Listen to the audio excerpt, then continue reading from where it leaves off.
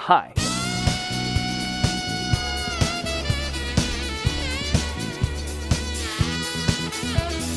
Before we begin, I just wanted to show this off. This is an autographed copy of all the Fansville scripts from Season 6. This is actually a wedding present from one of my new friends I've met on this project. You know who you are.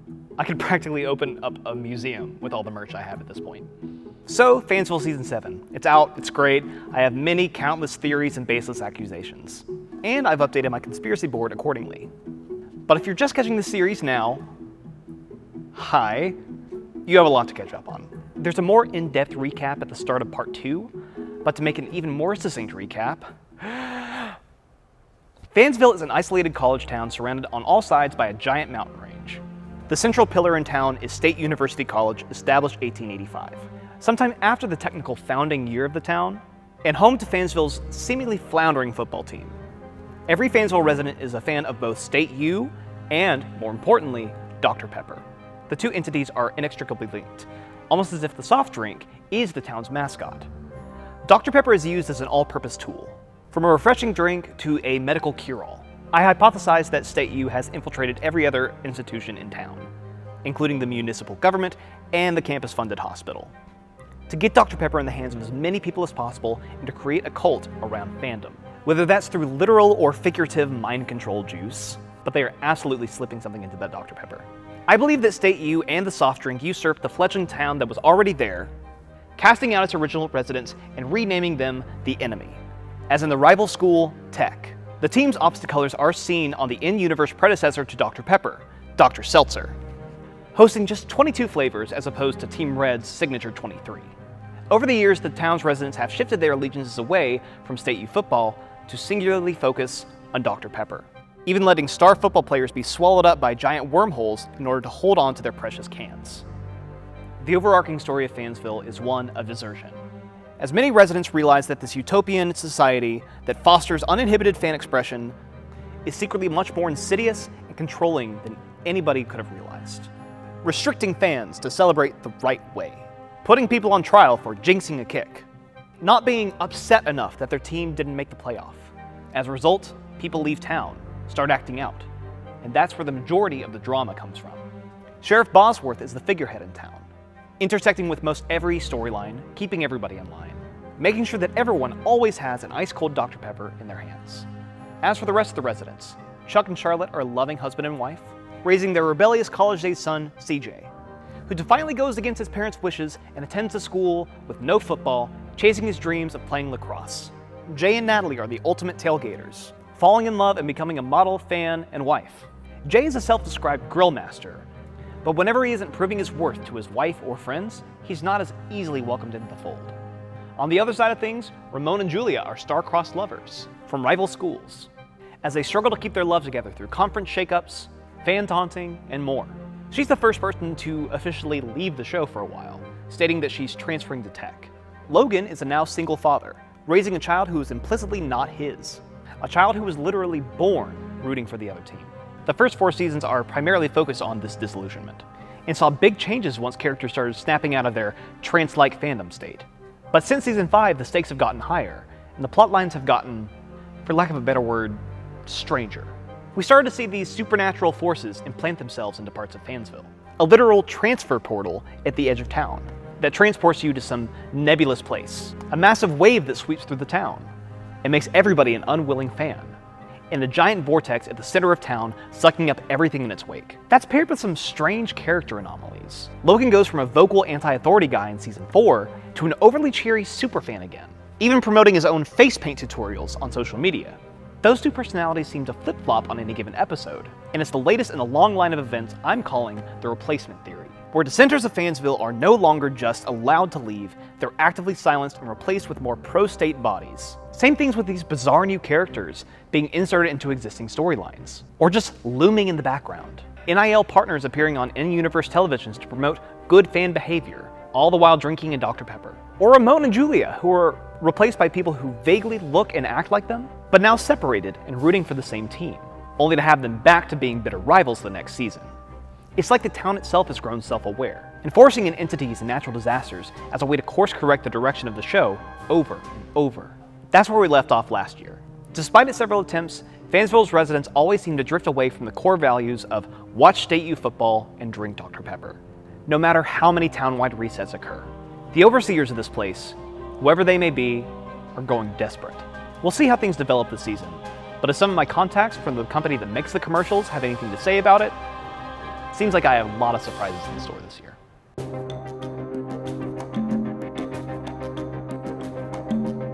Season 7 starts off with a bang with the official trailer, Into the Great Unknown, promising a ton of game-changing, status quo-shaking developments for many of our continuing storylines. We first see Chuck and Sheriff Bosworth doing their best impressions of yours truly, examining a conspiracy board with a big fat photo of a playoff bracket-shaped crop circle in the middle of some field, which, judging by the topography of the area surrounding it, suggests this occurred somewhere outside the bounds of Fansville's Bowl, along with the gas station from Season 1 in what I'm now calling Old Fansville.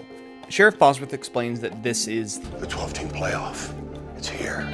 And as we see with the multiple other photos compiled on the board, this is just another supernatural force of nature coming from some entity above the level of understanding of the town. And it's another thing that the sheriff is entirely complicit in covering up. Next we see Natalie in the heart of downtown, across the street from the Ladder Emporium from last year's superstitious spot, crying out, "Someone's stealing our signs!" as we see the remnants of what used to be a vibrant red sign that read, "Greetings from Fansville, founded in 1885. So, is this a continuity error that falls on the series creators? Or is this a hint of the town itself doubling down on its revisionist history, trying to make residents forget as time passes, or after another townwide reset, about a time before Dr. Pepper? Or to borrow from my cut concepts from last season, is this the story of Logan's evil twin vandalizing the town finally coming to fruition? Is he looking to take over, or take back over his doppelganger's assumed life? Speaking of which, we next see Logan, the cheery, non-anti-authority version of him we've seen in the last couple seasons sporadically, tucking his illegitimate son into bed on a cold winter night. For the first time, his tech-colored outfit and face paint have been swapped out to match his father's signature maroon and white State U pattern. And shockingly, the kid actually addresses this for the first time, saying, "Dad, is it true that I was born a tech fan?" To which Logan smiles eerily and plainly says, No! while hiding the one teal-blue tech pennant hanging up on his dresser. The whole thing is giving strong Misery vibes. It also looks like this cheery Logan is rearing a little athlete prodigy, as noted by the Outstanding Football Award hanging behind him. This is his ticket back to model fan status. But look at this room. State U bed sheets, stickers, football decorations on walls. Even the calendar is State U branded. And apparently they're in some fictional month called Playoff-uary? What part of this town is still safe from the influence of State U and Dr. Pepper? Next we see Julia at State U in her dorm, either chatting with someone, maybe Ramon, or watching something on a tablet, when she suddenly shuts the tablet down, exclaiming, "I hate my new conference." Seems like long distance isn't all rainbows and butterflies. That's followed by Sheriff Bosworth downtown on the scene of something, taking the time for a slow motion hero shot, before the camera whips to this year's NIL partner, Texas quarterback Quinn Ewers, dressed in a sheriff's uniform / jersey combo, as he breaks the fourth wall and states plainly, I'm a new character. the NIL partners have now gone from just endorsing Dr. Pepper and fandom, to infiltrating dissenters' lives, to now directly enforcing the will of Fansville on an unruly crowd. That's proper escalation, and very meta. They were put in the places they are intentionally. And lastly, we see Jay and Logan playing something clearly riffing off of EA's College Football 25, having waited 11 years for this. But Jay is seemingly upset that They didn't put Dr. Pepper in this game? which Logan says is So unrealistic. He then lashes out in a fit of gamer rage, throwing his controller and saying the wait was For nothing! This is just the latest instance that proves that, to the residents of Fansville, Dr. Pepper is now more important than State U. Also, Quinn Ewers appears on the cover of the game in real life. Is this a coincidence, a neat Easter egg, shameless cross-promotion, or a clue that hints at Fansville's master plan to inject propaganda figures into every facet of the residents' lives? Probably a bit of everything. Episode 702, Hype Train, is a sort of expanded, alternate cut on the last half of the season trailer, and focuses on Sheriff Bosworth, Logan, Jay, and Natalie, all boarding a literal hype train, with the most adorable bit part conductor saying, All aboard the hype train! linking this to 601, Fanning the Flames, with Sheriff Bosworth helping shut down all traffic outside of Fansville for some massive 14-lane superhighway expansion. It seems like the overseers of Fansville are literally and figuratively railroading where, when, and how fans can leave the city, if at all. But as for the plot itself, we see fans at a new location, the train station, complete with yard lines next to the tracks, sending off this solid gold train as it pushes forward to what I'm assuming is the playoffs. They've got a long way to go with the season just starting. Oddly enough, we don't see Chuck on this train. He's running along the platform talking to Logan, and he has to ask where they're going. Weird that he wasn't invited. Also, his wife Charlotte is notably absent. Maybe she's visiting CJ at Coastal. She was the more caring parent, after all. Anyways, on the train, the fans discuss how the train, quote, runs on Dr. Pepper in the hopes of overly optimistic fans. They're excited because the national media predicts the state has a chance of winning the national championship this year, to which Sheriff Bosworth says, And they're never wrong about anything. a coy jab at the sports news cycle jumping the gun about preseason hype, or just another instance of the sheriff being a peddler of misinformation and controlled narratives by government-run media outlets. Anyways, the train quickly loses momentum when Jay pulls up an article about how Our quarterback got injured in practice. Zooming into the text, it says that QB Harrison Rocket Arm Brownell injured his knee after his signature hip thrust touchdown celebration in practice. The article also cites another instance of Dr. Pepper being used as a medical cure-all, with the doctor applying a cold can to his knee as the only stated treatment. The conductor manually pulls the brake on the train, lurching everyone forward. Logan Bashley reveals his new tattoo on his chest, State University National Champions, and it says that I immediately regret this tattoo. This keeps in line with his typical overreactions at every turn. But hey, at least he didn't put the year on it. This episode also gives us a broader view of the town's geography. We see large mountains boxing in Fansville on the side of the water tower. But oddly enough, we see in a wide overhead shot that the town the hype train is pulling out of literally exists in a square grid, surrounded by nothing but miles of grass fields, with mountains far off in the distance. Same with the signature Dr. Pepper water tower. So either one, Fansville is extremely isolated and the mountains boxing them in are illusively distant, or two, this is a completely separate town we're seeing that also exists isolated from its neighbors with a different Dr. Pepper tower acting as the town's water supply, emphasizing state use mind control influence growing. Or this is just an editing asset pulled from a stock site, but surely that's not it. But hold on, who is that in the back? Oh my god, bodysuit fan is back? Oh my god, he's taking off the mask. It's just some guy. Oh. I have no idea who this is. Episode 703, Calling for Backup, is a lot more about poking fun at its stars than furthering the lore. It features Deputy Quinn Ewers responding to a scene with Sheriff Bosworth. Apparently it's a post-State U victory celebration, and law enforcement needs to rein it in. Sheriff says they need to call for backup, but judging by the size of the crowd, it feels like a classic case of unnecessary police escalation. I mean, I've been on the strip in Tuscaloosa after a Bama National Championship win. This is like a low-key night out with friends by comparison. But anyway, Sheriff's pleas for help get drowned out by Ewers' insistence that they don't need backup, as he changes the subject by offering up a Dr. Pepper and saying, Look, we don't need any backup, even if he has great hair and famous relatives. Which after some research I learned is in reference to Ewers' real-life quote-unquote rivalry with backup quarterback Arch Manning, who notably has great hair and is the nephew of both Peyton and Eli Manning. It took me way too long to figure out what this was all about. A bit too much inside football for my tastes. But back to the lore, this is an instance of even the more radical fans in Fansville, i.e. Sheriff Bosworth, being outclassed by the new breed. The colloquial Overton window is shifting. Now, reckless fan behavior, including excessive celebrations, is encouraged. Conveniently offered alongside a pacifying can of Dr. Pepper. Nothing matters as long as rowdy fans keep on drinking. Episode 704, Long Distance Rivalry, sees the return of our favorite star-crossed rivals, Tech mascot Ramon and State U student Julia. They survive football grudge matches, conference shakeups, relationship breakups and makeups, and even a universe resetting or two.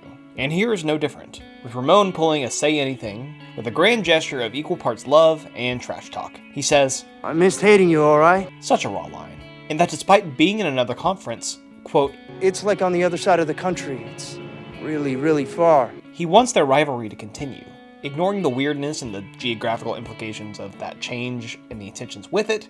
He says, Maybe we can meet you in the playoffs. trying to make things work. Julia, clearly implied to have been the one who broke them up after trying to make long distance work, says, That's crazy talk. at which point he pulls out the first thing we ever saw them bond over, an ice-cold Dr. Pepper. He says its flavor is just as crazy, but Julia says, But Dr. Pepper doesn't have a questionable secondary like Tech does. Ramon tries to prove lowly Tech's worth to a State U girl, tossing a Hail Mary into the neighbor's window. Julia sighs, saying, And that's why you're a mascot. Those are fighting words, Julia. It sounds like this time away from tech culture has made you pretty snooty and elitist, thinking you're above the rival school.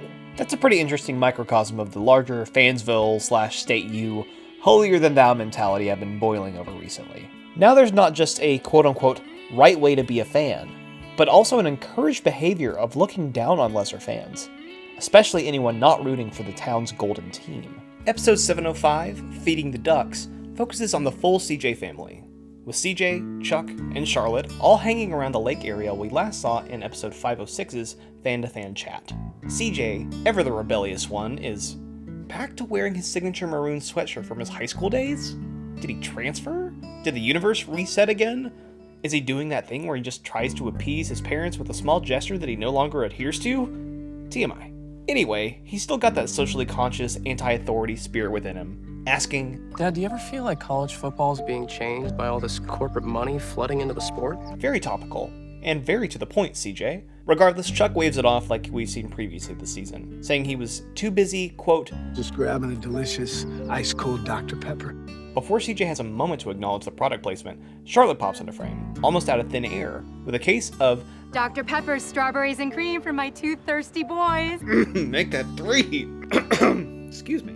And just to double down on that, we hear an all too familiar voice break through. Aflac! That's the Aflac duck. It's a normal duck. He's waving a branded flag. Aflac! It's a pennant. First off, bold cross promotion. My jaw was on the floor. Second, this illustrates that in the case of the branded pennant, there is no difference between corporate marketing materials and sports memorabilia. Just like with Dr. Pepper being now so strongly associated with State U in the larger town. This season shows just how much the drink has taken over the love of the game. Luckily, CJ isn't one to just sit around and let this happen to him. He suffers a small mental breakdown / Truman Show-esque identity crisis before he stands up to leave, exclaiming, My whole life is a commercial! Absolutely no note, CJ. You are the beating heart of true uninhibited fandom in this town. Episode 706, Playoff-uary, serves as this year's holiday special, and fully leans into the tropes. New title card and all. We first see Chuck and Charlotte celebrating State narrowly snatching the 12th seed in the new playoff bracket. I don't see Chuck freaking out now that our overseer's sweeping control of the world and narrative has helped boost his favorite team. Next, we see Logan reading a bedtime story to his illegitimate son, explaining that Playoff-uary is... It's a full month of the college football playoffs. It starts in December and eats up most of January. It's like the holidays, but for college football fans. We next see those aforementioned fans all gathered for a dinner. A Fansgiving? Judging by Logan's calendar schedule. Also, notably on that calendar include innocuous events like Make Wings for Tailgate, Bonfire Night, Bring Dr. Pepper, and more inexplicable events like Meeting at Fansville Court Steps, and Practice Fan Makeup, Rally the Troops. What could a regular citizen have business for at the courthouse? What sort of verbiage is Rally the Troops? Sounds like the cheeky fan favorite Logan we all know as of late is planning something. Makes you wonder where that edgier, more anti-authority Logan we once knew has gone. Maybe he's been here all along, locked away in shame, the Hugo to this Bart. Anyway, the fake Logan's kid asks if State really has a chance to win the season, and he says, Sure, but their defense will have to play.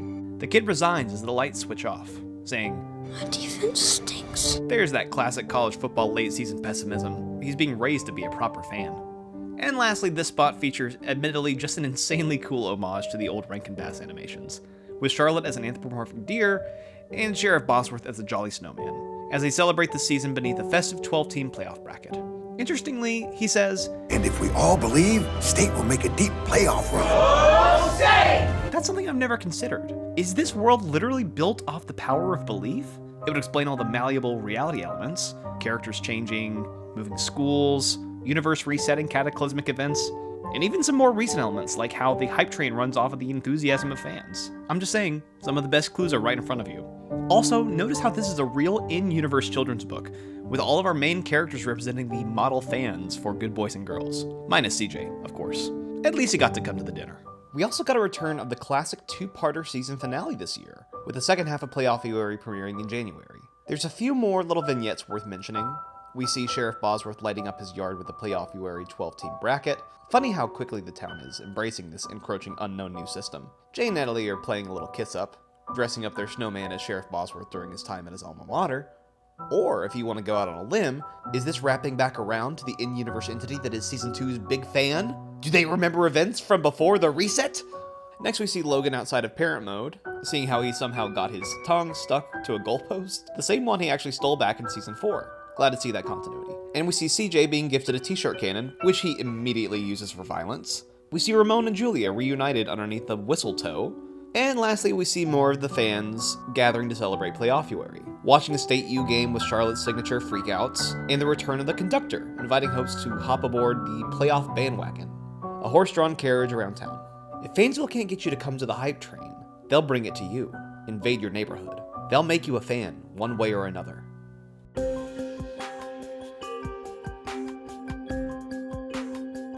Taking a step back and looking at some of the cool things surrounding the commercials, I wanted to highlight some of the different ways that Deutsch LA, the ad agency behind the Fansville commercials, decided to market the brand, and maybe we can see if we can find some hidden scraps of lore along the way.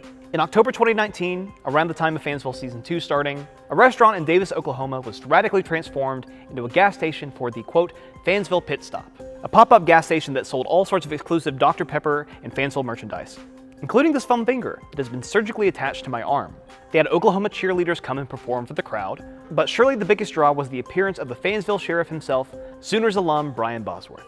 But that doesn't even hold a candle to the next project, the Big Fan Combine. This was a sort of interactive exhibition booth that took place at the 2019 SEC and Big 12 Conference Championship games, the College Football Playoff, and the CFP National Championship game. It featured a roundtable bar that served several Dr. Pepper flavors, and there were games like a patty flip challenge and a highest high five jump, live commentators, and it's a treasure trove of probably canonical in-universe nuggets, renderings of murals, merchandise, and probably the biggest element of all, a full timeline of Fansville from its founding.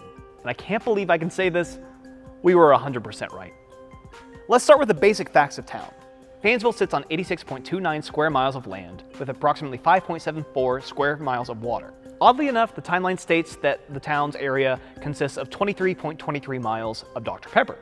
Already this sort of proves my point that the town relies on the soft drink more than water itself to survive. The town has an elevation of 1,475.62 feet, explaining those mountains all around. And here, plain as day, the sheet reads, Fansville was incorporated on November 3rd, 1869, just in time for the first college football game.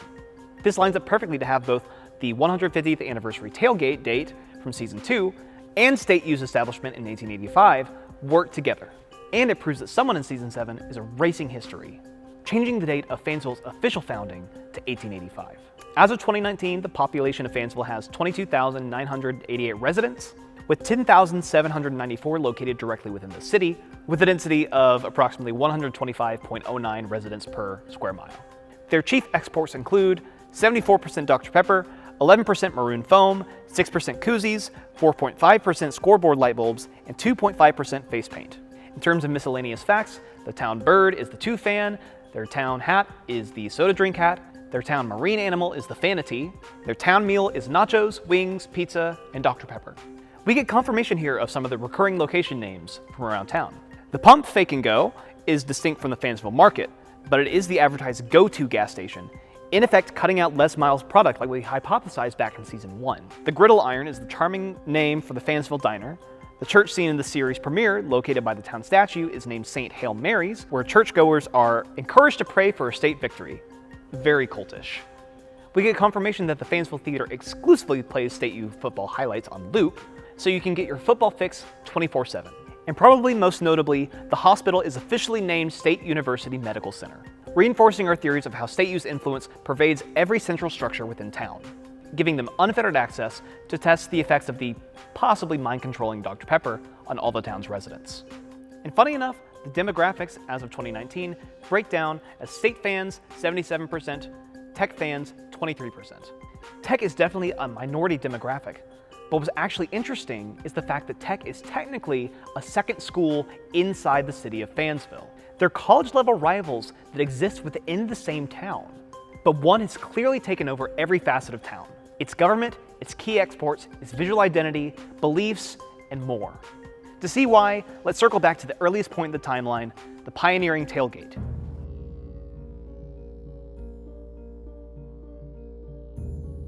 Sometime in the mid-1800s, during the big push out west, a group of settlers came across a can of Dr. Pepper, quote, calcified in amber, and on that rock, they decided to build their church.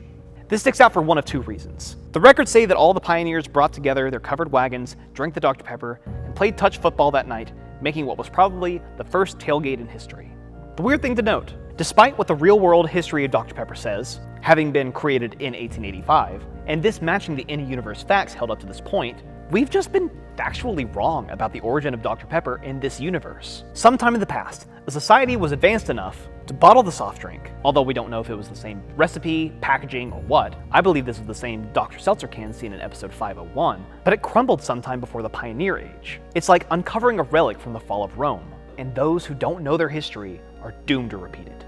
Moving forward, we have the Fan-Industrial Revolution, where new manufacturing techniques and advancing technology led to the erection of Fansville's first Dr. Pepper factory, along with foam finger, soda drink hat, and mascot costume factories. So not only were Fansville residents able to strike soda and reproduce it, Fansville quickly developed into a blue-collar factory town, creating all sorts of fan attire.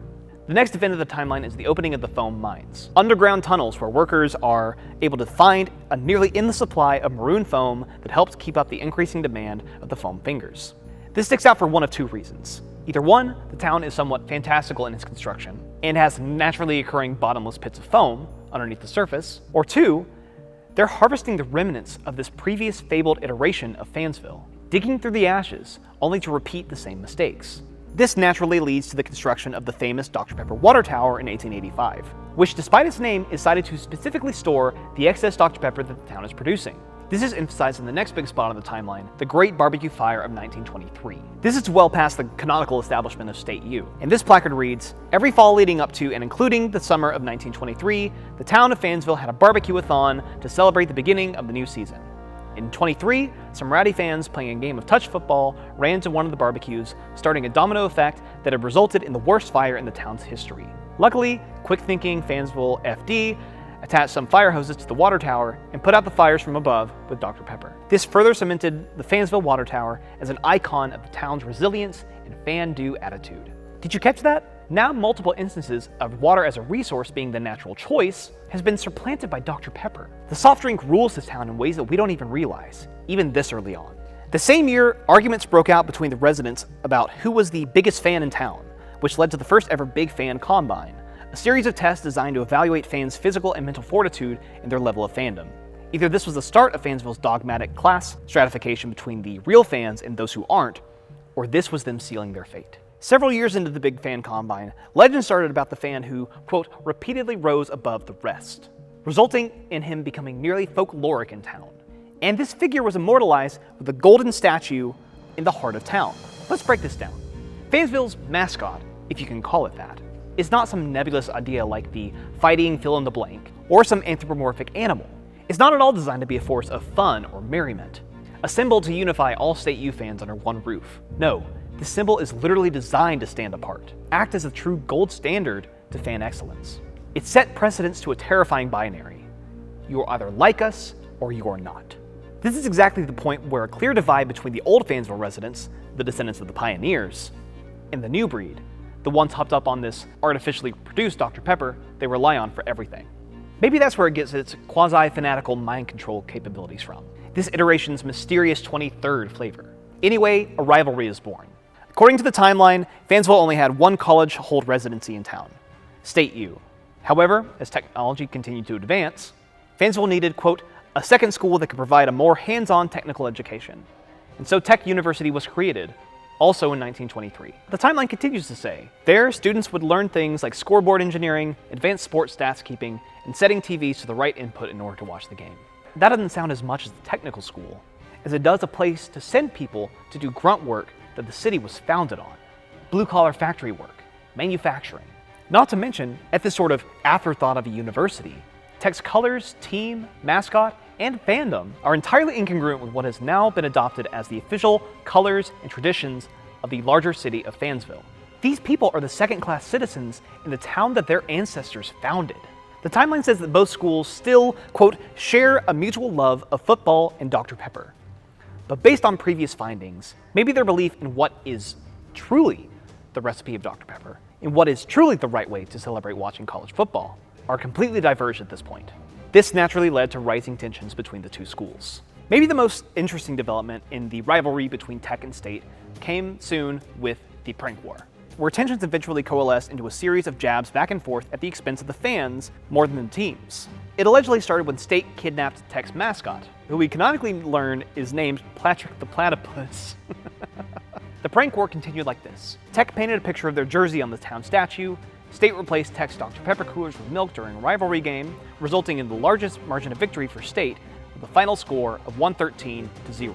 Tech cut all the fingers off of State's foam fingers before a game. State put super glue on all the Tech fans' seats before a game. Tech graffiti tagged State's school sign to read "Stupid University," and State flooded Tech's practice field with Dr. Pepper before a big game. The way I see things is like this. State was lashing out at Tech with childish provocations, stealing a mascot, immobilizing the team with milk for an unfair win, gluing fans to seats, while Tech hit back with some targeted precision, prioritizing valuable products that State co-opted for themselves, damaging foam fingers, one of Fansville's biggest exports, or defacing the town statue, the one that should represent all of Fansville's residents, that instead idolizes the, quote, model State U fan. And still, State retaliated by showing just how overpowering their reach is, dumping gallons of Fansville's largest export onto Tech's field just to say they could. The war ended with a truce, with the two schools coming together to build, quote, the Liberty Ball, a giant bronze football. That's where the official record display to the Combine stops. But a draft of this timeline elaborates that a few days later, after a blown call in a State versus Tech game, a fight broke out, knocking the ball to the ground, resulting in a crack. And with that, we succinctly explained the origins of Fansville, and how Dr. Pepper came to take over the town, how its residents came to almost cultishly value fandom above all, and most importantly, we explained how Tech University was formed, how its roots were intertwined with the formation of the town, and the true story, the forgotten history, of Tech being cast out from the town they helped create.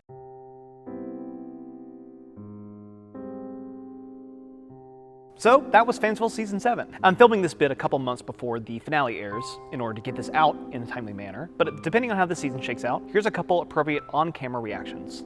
What? This changes everything! I cannot believe this character's new development. I was right about that this whole time? But seriously, I know even now that it's been a really fun season. Still very cheeky and focused on wacky antics, trending towards more heightened supernatural elements as opposed to the more grounded elements of the first couple seasons, or in the more bombastic but still character-driven seasons 3 through 5.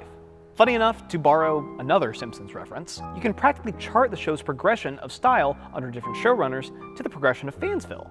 Maybe that's just the natural progression of the creative process. And yet through it all, one of my theses has always remained the same. Fansville was created as a town where there was a, quote, right way to be a fan. All the way back in the first video, I opened with the accusation that this town was harboring dark secrets, that there were forces in the shadows controlling the way that fans were supposed to celebrate their favorite teams. Over the next several seasons, we saw that explored through residents like CJ. He rebelled by choosing a team and sport that he was actually passionate about. Or through fans turning on Logan for accidentally jinxing an extra point kick. Or through Jay taking a second to pause and peacefully skip rocks by the lake, instead of wallowing in misery after State didn't make the playoffs. Coupling that with a series of town-wide natural disasters that seemed to reset the status quo, either wiping some characters' development away, or outright attempting to replace certain characters in their current storylines, I came to the only logical conclusion where whatever was overseeing Fansville was starting to lose grip of its storylines, and it was forcing its hand to move fans back into place, so they could act out their lives in town happily with true school spirit. It seemed dystopian, authoritarian, but maybe I should have looked at it a different way. Throughout all the chaos and turmoil, I couldn't possibly have seen how all of these resets could have actually been a means of fixing Fansville for the better. Ramon and Julia reunited, still taking digs at each other's teams, seeing who truly feasts on cupcakes. Or CJ finally embracing college football and bonding with his dad, coming out of his needlessly angsty adolescence. Maybe we had it all wrong, and this town was never about policing how to be a fan. Maybe it truly started with good intentions, where fans can celebrate and cheer uninhibited. But over time, divisive rivalries and hyperconsumerism drive a wedge between the love of the game and the drink and the residents. Heck, the creator of Fansville himself, Deutsch LA co-CCO Ryan Layer, said as much in an Ad Age article written about this season. Quote, Springgate and Layer were part of a team for the brand and agency that toured college football games and gathered fan insights in 2017 and 2018.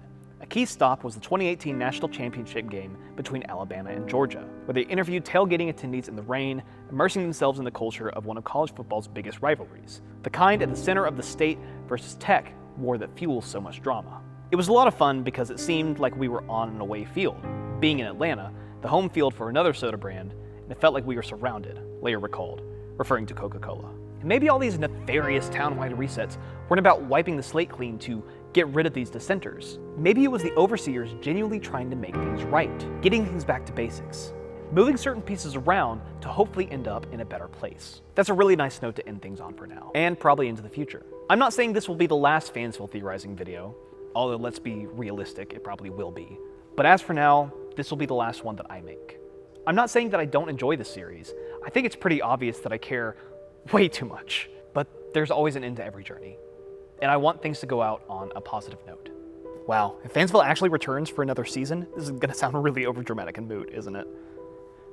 In the year since the last video, I put together a nearly 2-hour-long video essay breaking down a ton of nostalgic teen drama shows that explored how these stories of endless possibility in a comfortable bubble of adolescence spoke to me. I also put together a nearly 1,000-page illustrated memoir of my first 26 years of life. My family, friends, hobbies, school memories, and writing projects, just to name a few chapters. And to tell you the truth, it took less time to put together than the entire first video essay of Fansville. But it also showed me all the little things in life that came to define me as a person. Looking back on old photos and reminiscing with old friends. We are what we surround ourselves by. And to bring it all back together, I don't want to blame the residents of Fansville for engaging in a broken system, because that's all they know. And I believe they love it earnestly. Another little fun fact about me, I love video games. Altogether, I have about 750 discs and cartridges spanning every console from the NES to the PS5 and everything in between. I love that interactivity, being able to escape into another world, to become immersed in a powerful player character, and to exert control over the environment and enemies in a fantastical way. Naturally, this led me to a lot of open-world adventure games in my youth, and I stayed on that path for a long time, narrowing it with Sony's first-party outings like Spider-Man, The Last of Us, God of War, Horizon, and I've already said everything I could possibly say about Uncharted 4. Surprise, this is my next unscripted video. I'm getting really good at hiding these sad introspective essays. But looking for new experiences, I branched out to new genres, looking to test my skills and flex my brain. Shooters like Doom Eternal, puzzlers and roguelikes like Tunic and Outer Wilds. You're lucky I'm not going to be the 1001st person to make a video essay about that game. I even tried Elden Ring, before I gave up almost immediately after the giant troll jumped down from an invisible bridge above me and killed me instantly about 4 times in a row. But a genre, or rather a broad style, that really grabbed my attention were games with a heavy emphasis on precision, replaying tiny sections or loops over and over in order to get a faster time, or to take the least amount of damage. Games with short wait times between attempts. Games that offer a lot more loosely intrinsic motivation as opposed to extrinsic motivation. Neon White, Celeste, Cuphead, Hades. And despite how challenging these games can be, I never once thrown in the towel or blown up at the first impasse. I pushed forward, resetting again and again for the 100th time because I know both what I can achieve if I get it right, and also because I care about meaningfully earned success. Fansville was never a place hell-bent on controlling fandom, ruling with an iron fist. It was the nature of fandom, competition, rivalries, that started this downward spiral. Maybe on the next reset, they'll have it figured out right. Because if whoever's in charge of Fansville cares even the fraction of the amount that I do in making sure that these residents are happy, they won't stop until we get a meaningful and resolute finale. One that we can preserve and live in forever, as is the nature of all good stories. Thank you for watching.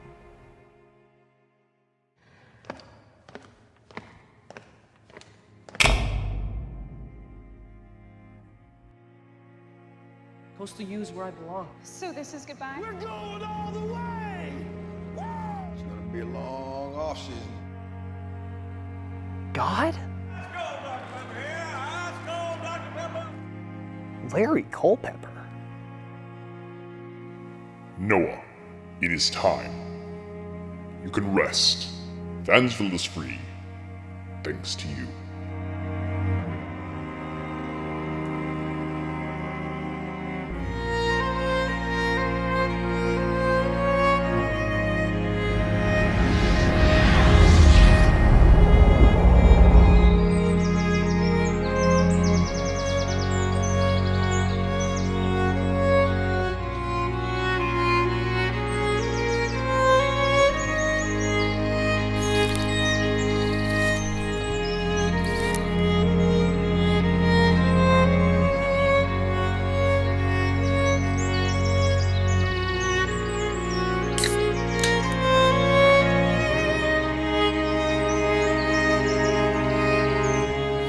You know what? That's actually not that bad.